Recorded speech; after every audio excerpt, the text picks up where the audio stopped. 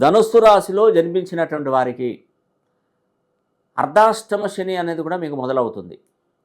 ఎందుకంటే 30వ తారీఖున షష్టగ్రహ కూటమి జరుగుతుంది మీనరాశిలో. అందులో శనీశ్వరుడు కూడా ఉంటాడు. మీనరాశిలోనే శనీశ్వరుడు కూడా ప్రత్యక్షమవుతాడు. దానిలో 6 గ్రహాలు కలుస్తున్నాయి. అప్పుడు శనీశ్వరుడు మనకి అర్ధాష్టమ శనిగా ధనుసు రాశి వారికి 4వ స్థానం అయిపోతున్నాడు. అర్ధాష్టమ శని ఉన్నప్పుడు మానసిక ఒత్తిడి, డబ్బులు ఖర్చు అయిపోవడం, అవమానాలు, అపవాదులు, పనులు పూర్తి కాకపోవడం, మనం ఇచ్చిన డబ్బులు తిరిగి రాకపోవడం, మనం రుణ బాధలలో ఎక్కువగా ఉండడం, ఇవన్నీ కూడా ధనుసు రాశి వారికి కలగబోతున్నాయి. 2.5 సంవత్సరాలు అంటే 30 నెలలు.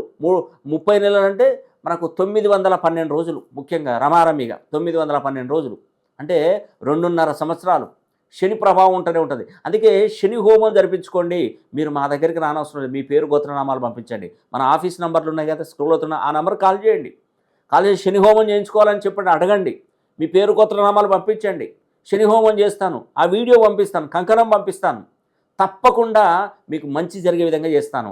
ఇక్కడ మిస్ అయిందంటే మళ్ళీ మనకు 30 సంవత్సరాలు దానికి అవకాశం రాదండి. ఎందుకంటే కుంభరాశిలోకి నుండి మీనరాశిలోకి వెళ్ళిపోతున్నాడు. నేను 2.5 సంవత్సరాల నుండి చెప్తున్నాను శని హోమం చేయించుకోండి అని. ఇంకా నేను చెప్పను, నాది కూడా ఫైనల్ అయిపోయినట్టే. ఎందుకంటే 30 తర్వాత 28వ తారీఖు శని హోమం ఉంది. నేను ఇంకా చెప్పను, అయిపోయింది, అక్కడికి క్లోజ్.